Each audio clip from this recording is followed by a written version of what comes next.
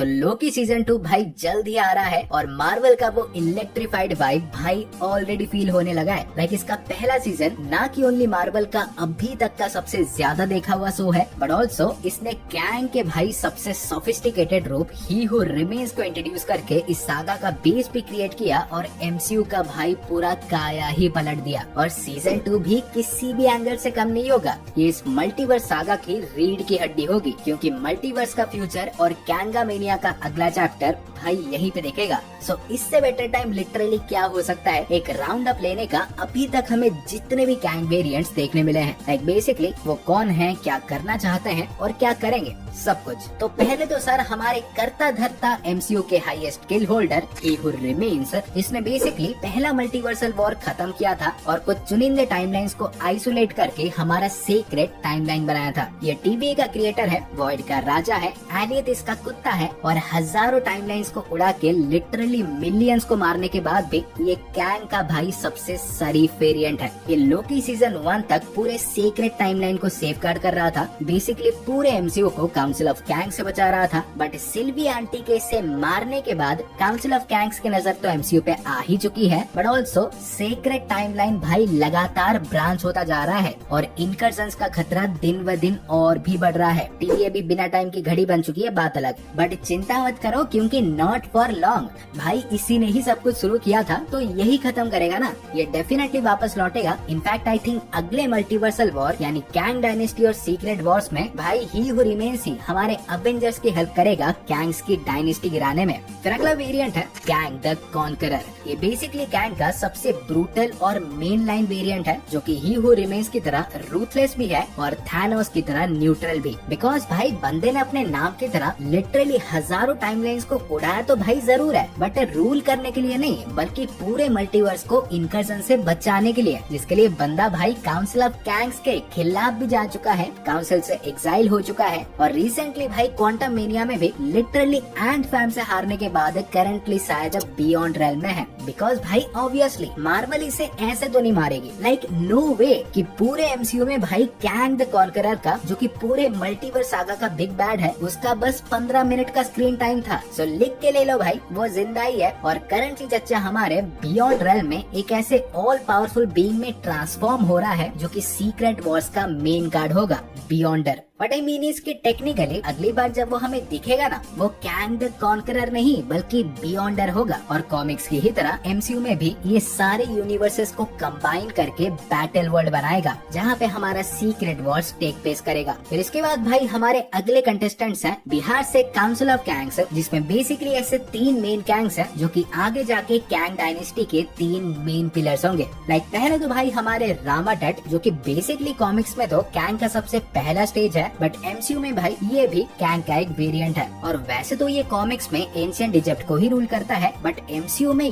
ये वाला वर्जन मुझे एंशिएंट इजिप्ट का नहीं बल्कि फ्यूचर इजिप्ट का लग रहा है। भाई आधा रोबोट है ये। और फ्यूचर इजिप्ट मैंने इसलिए बोला क्योंकि डॉक्टर स्ट्रेंज 2 में अगर आपने नोटिस किया था तो हमें जितने भी सारे यूनिवर्सेस देखने मिले थे ना, तो उसमें भाई एक यूनिवर्स में कुछ फ्यूचरिस्टिक पिरामिड्स थे। सो ये सब भाई कोइंसिडेंस तो बिल्कुल नहीं हो सकता। और इस वेरिएंट की बात करें तो भाई इसके टेढ़े स्माइल को देख के आपको पता चल ही गया होगा ये पूरा इवल है। सो इसका एक ही मोटिव होगा, रूल करना। और अगर सही में भाई ये एक फ्यूचरिस्टिक इजिप्ट सही है तो ये अपने यूनिवर्स के फैंटास्टिक फोर और अवेंजर से ऑलरेडी लड़ भी चुका होगा और शायद उन्हें मार भी चुका है। इवन भाई चच्चा ने हमारी इतनी दुश्मनी थोड़ी ली है, इसका हमारे खोंसू से भी भाई बहुत ही पुराना पंगा है। सो डेफिनेटली हो सकता है कि अवेंजर्स के कैंग डायनेस्टी से पहले ये हमें मून नाइट सीजन 2 में ही देखने मिल जाए। फिर इसके बाद भाई आता है इसका अगला क्लासमेट हमारे स्कारलेट सेंचुरियन, जो कि वैसे तो कॉमिक्स में रामाटट का ही एग्जैक्ट बाद वाला स्टेज है, बट एमसीयू में ये भी एक वेरिएंट है। इवन इसका जो आउटफिट देख रहे हो ना, तो उसे भी भाई इसने हमारे डॉक्टर डूम से ही इंस्पायर होके बनाया था। बट मोस्टली भाई ये वेरिएंट जिसके लिए जाना जाता है वो है इसके एक्सट्रीमली हाईटेक वेपन्स और टेक्नोलॉजी के लिए, जो कि भाई इवन हमारे कैंग द कॉन्करर से भी कई ज्यादा एडवांस्ड है।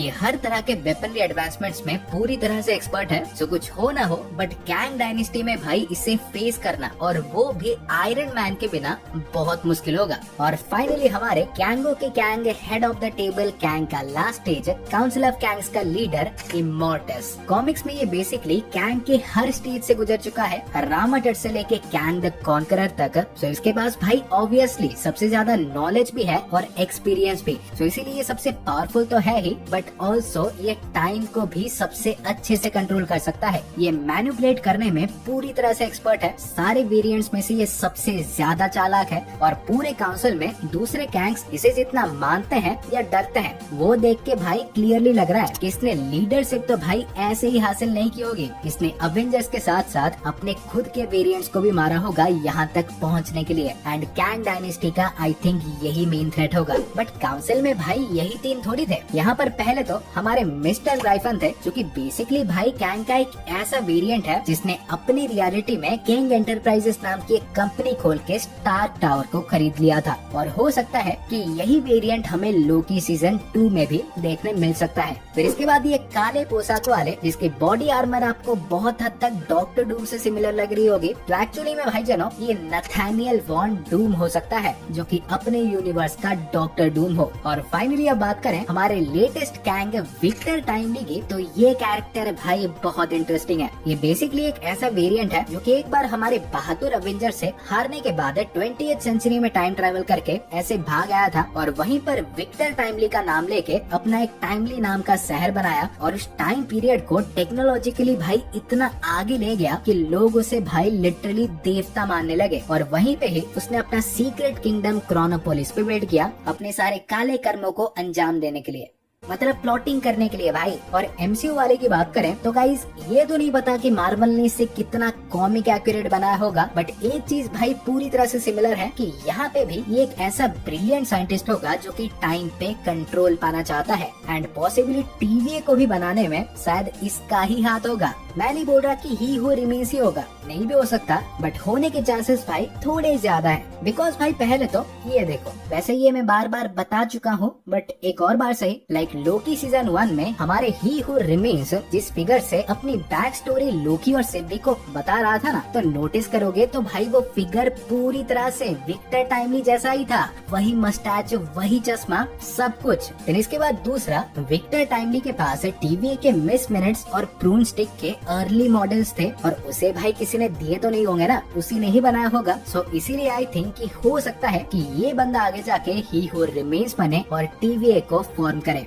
Who knows? और यहाँ पे अगर आप ये भी जानना चाहते हो कि लोकी सीजन 2 के ट्रेलर में टीवीए में एक्चुअली हो क्या रहा है और लोकी और मॉबियस विक्टर टाइमली से मिलने क्यों आए हैं, तो ये जानने के लिए भाई मेरे ब्रेक डाउन वीडियो को ऐसे देख लो, समझ जाओगे। सो हाँ गाइस, बेसिकली यही थे हमारे अब तक के सारे गैंग्स। और फ्यूचर में भी आपको क्या लगता है हमें और कौन कौन से वेरिएंट्स देखने मिल सकते हैं, ये डेफिनेटली बताएं। End of course